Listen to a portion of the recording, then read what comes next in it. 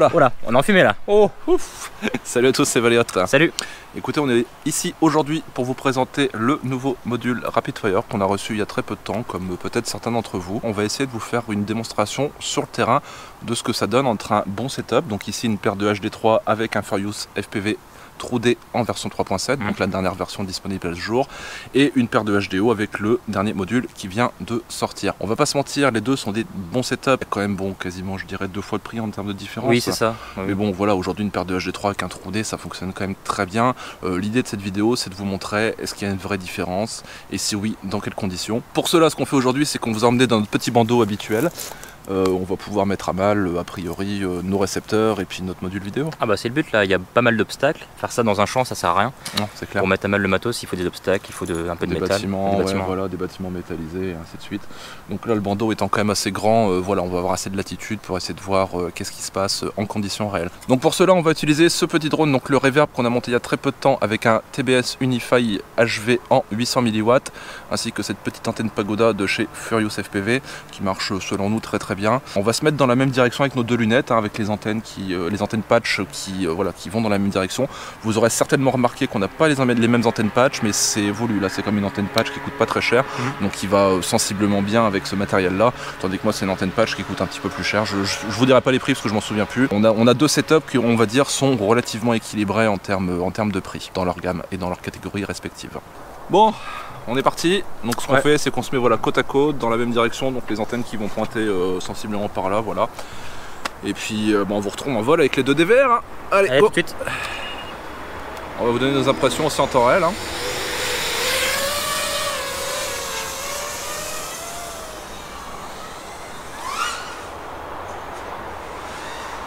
Ouais, bon pour l'instant ça va. Hein. Pour le moment tout va bien. Alors ici moi j'ai quelques petites lignes. J'ai des petites lignes aussi. Mais rien de méchant, c'est tout à fait pilotable. Sans limite, tu sais quoi, je te dirais quand j'arriverai plus à piloter. Enfin pour moi quand je pense que je pourrais plus piloter en fait. Donc là ça grésille pour ma part. Ouais, ça glitch pas mal comme ici. Hein.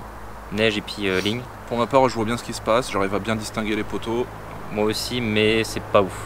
Le bâtiment aussi aide pas non plus. Hein. Il est blindé de métal. Il est blindé de métal, hein, c'est clair. Mais c'est volable. Pour l'instant j'ai pas de problème. Je peux. Voilà, je vois encore où je suis donc c'est. Allez on sort de là. Mais par contre le détail c'est pas ouf hein, non, de mon côté. Hein. Wow. Moi c'est pas trop mal encore. Hein. Franchement jusqu'à présent je suis pas embêté. Des lignes. Là nickel. Quelques petites lignes là pour ma part. Ligne aussi. Oh là, là ça devient très moche. Là c'est très moche. Je passe au-dessus. Ouais. Donc là c'est quand même très brouillé pour ma part. Ouais, pareil, là je vois quasiment. Enfin, mais je là je vois plus rien quasiment. Relativement pas mal. Ça se vole mais c'est pas ouf. On va essayer de rentrer par là. Toi je me sentirais pas à l'aise de rentrer par la fenêtre par exemple là. D'accord, moi aussi je la vois très bien la fenêtre. Hop là. Là ça va, juste des lignes. Là c'est très bien, donc là on est dans un des bâtiments sur lequel on a volé dernièrement.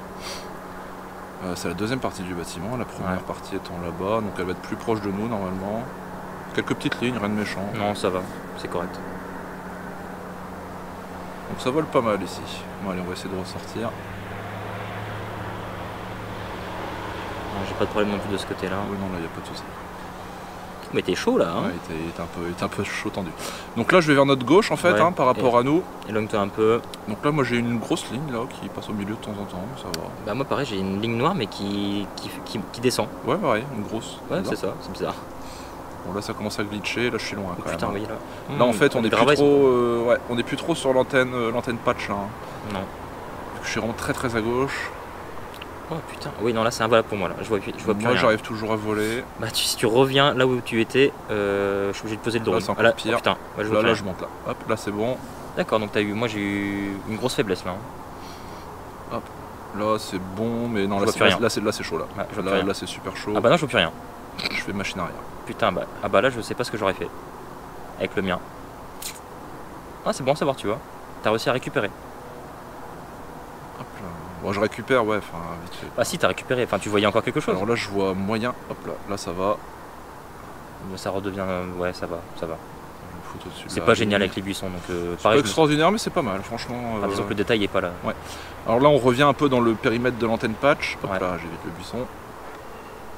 Je vais essayer de m'éloigner un petit peu dans le périmètre de l'antenne patch, voir ce que ça donne. Ouais, mais on a un beau wagon là. Ouais, c'est beau ça monsieur. Donc là on est toujours dans le périmètre de l'antenne patch. Bon je vais pas aller là parce que... À faire un peu loin sinon pour aller le chercher. Ouais surtout c'est des lignes qui sont encore fréquentées. Donc sécurité avant tout. Là on est sur le côté droit, donc là on sort du périmètre de l'antenne patch. Là c'est chaud. Là c'est chaud, j'arrive toujours à distinguer vraiment les grandes lignes on va dire. Moi c'est que des formes, hein. Putain. Ouais c'est des formes, sale, mais ça va. Là je passe derrière le wagon. Non c'est celle là je me sentirais pas bien non plus. Hein. Là, bon, l'impression que ça donne comme ça, vocalement parlant, c'est que voilà, là où j'arrive encore à voler, toi tu serais plus à l'aise. Ah bah moi j'aurais coupé les moteurs. Personnellement je me serais pas amusé à vouloir essayer de le récupérer. Je sais où je suis, là je vois plus rien. Là j'ai encore des petits glitches. Blackout, je vois plus rien. Je vois ce qui se passe. C'est bon, ça revient. Je vois ce qui se passe. H. C'est dingue hein. Ah je voyais plus rien.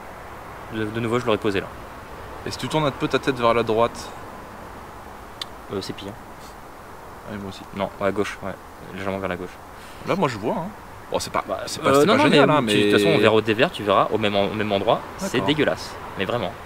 Vous aurez les deux DVR de toute façon pour comparer. Ouais bon, bah vous les voyez d'ailleurs même en ce moment. On peut le dire. On peut le dire, c'est vrai. Ah c'est très intéressant comme test. Ouais. Bon bah je vais revenir tranquillou, écoute, je vais voir si je peux pas aller un peu de l'autre côté. Ah comme quoi, hein, putain, le même module, enfin pas le même module pardon, le même emplacement. Alors faut savoir aussi que l'enregistrement du DVR a été sérieusement amélioré sur les HDO.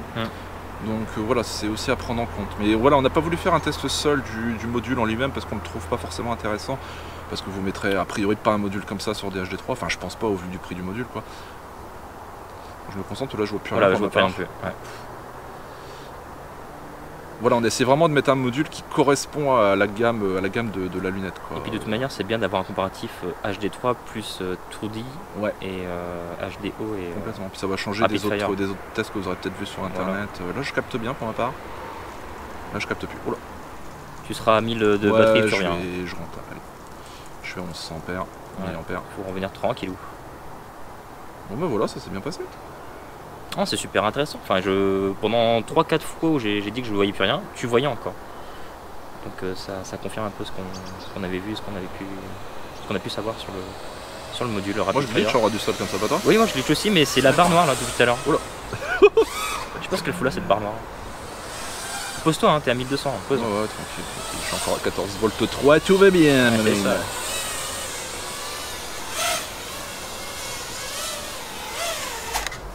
Ok. Bon. Bah écoutez, ce qu'on va faire, c'est qu'on va se rentrer, on va aller débriefer tout ça tranquillement à la maison, et puis on refait un... Voilà, on vous dit à tout de suite une fois qu'on aura vu les deux DVR en même temps. Non et voilà. Salut. Re-salut. Re-salut. Re-bonjour. Re-bonjour, un nouveau jour, re-bonjour. On vient de débriefer donc la vidéo, donc on vient de la regarder. Je suis un peu surpris parce qu'en fait il y a beaucoup de glitch d'images qui montent et voilà, qui changent, que vous verrez sur le DVR des HDO, que moi j'avais pas du tout en fait en pilotant. Enfin vous imaginez bien que si j'avais eu ça, je me serais craché grave. Alors du coup dans le doute, on a été revolé un petit peu aujourd'hui sur un autre spot où il y a pas mal de perturbations aussi. Et j'ai pas eu du tout ce problème là. En fait, c'est pas vraiment un glitch, hein, c'est vraiment l'image. Ouais, c'est l'image qui remonte. Voilà, mais l'image qui est intercalée. Alors j'ai eu une bande noire assez large tout le long qui arrêtait pas de descendre et remonter. Les lunettes c'était pas spécialement gênant, mais là du coup j'ai l'impression que l'image est calée sur cette fameuse bande noire en fait, juste dans le DVR du coup. Dans le DVR qu'on a enregistré, c'est clair que en vrai, il y aurait cette image là. Croyez-nous, ce serait pas du tout volable. Ça aurait pas été possible. Voilà. Donc ça c'était la surprise. Ouais, c'était la petite surprise à laquelle on ne s'attendait pas vraiment.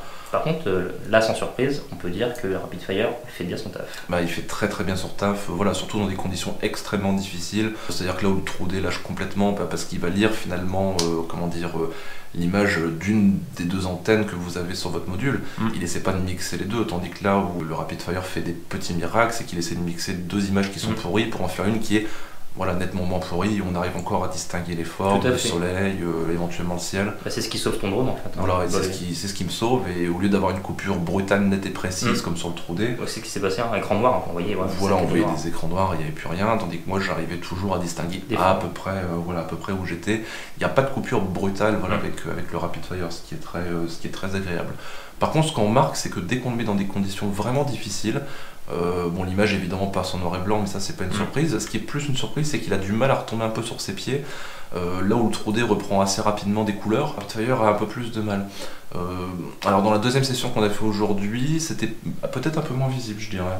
Oui, ah non, la deuxième session qu'on a fait par la suite, en regardant, on n'avait pas ce problème-là en fait. Non, on n'avait pas ce souci-là. Donc bon voilà, après ce bandeau-là qu'on vous a montré, il est quand même assez spécial. C'est quand même une surface qui est très grande avec beaucoup de bâtiments. Voilà, c'est quand même des conditions particulièrement difficiles. On n'était pas au meilleur endroit pour voler, donc on était vraiment dans des conditions de test particulières. À voir dans quelle mesure on fera pas éventuellement une deuxième vidéo test sur le deuxième bandeau un peu plus petit cette fois-ci qu'on effectue de temps en temps. Voilà, non, sinon globalement, à titre personnel, très satisfait du module. Je trouve qu'il va vraiment bien avec les HDO et le fait d'avoir toujours une image voilà, qui soit claire, nette et précise, ça aide quand même beaucoup à passer dans des endroits un peu restreints. Alors est-ce que c'est un bon achat, parce que c'est un peu le titre de notre vidéo? Moi je dirais que oui. Bah clairement que oui. Ouais, moi je dirais que oui, je pense qu'il vaut son prix et que... Bon, il est bien, il est bien. Donc à savoir que j'ai réalisé les tests sans le recalibrer. Donc voilà, j'ai utilisé la calibration d'usine et j'étais en mode 1 parce qu'actuellement il y a deux modes. Donc j'ai utilisé le mode par défaut, voilà, je l'ai déballé, je l'ai branché, je l'ai utilisé. Je me suis pas cassé la tête. Je me suis pas cassé la tête, je crois que j'ai même pas lu le manuel. Honte à moi. Pas besoin. Shame on me. On essaiera de vous refaire une petite vidéo quand même pour vous montrer dans d'autres circonstances voilà, le fait qu'il est quand même nettement supérieur aux modules d'ancienne génération où voilà, on avait vraiment un passage d'une antenne à l'autre et pas du tout de mix d'image. Comme le propose voilà, le Rapid Fire aujourd'hui. Petite note par rapport à l'autre bandeau qu'on a fait cet après-midi, le passage que j'ai fait avec tes lunettes et mon drone, j'ai réussi à passer quand même dans des endroits très sombres, chose que toi tu n'arrivais pas à voir avec mes lunettes. Ouais, c'est vrai.